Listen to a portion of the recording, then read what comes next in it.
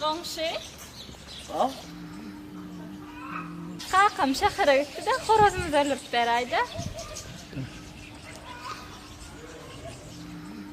Mağa diyem mi? Havva. Bolli. Baryan hadır. Bir zamut.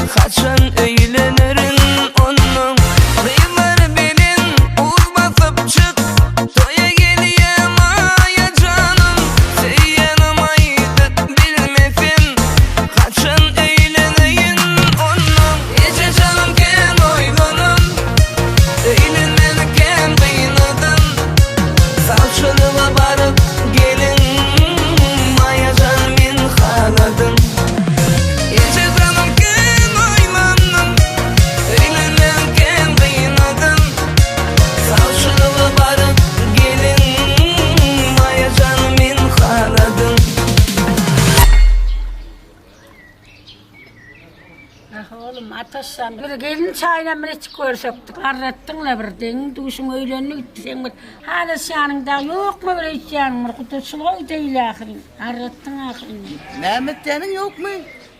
Hala yanım yok mu diydim oğlum. Gelin çayla bir şey yer.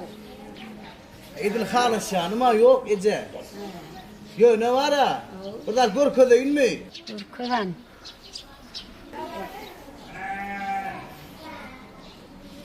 Yine şu idi bu vur yanına Ece. Bilal'ime o şimdinin ayeti. Ona şu at çöder çigitlerinin hemen. Aylanayın, aylanayın, o kıyılan ne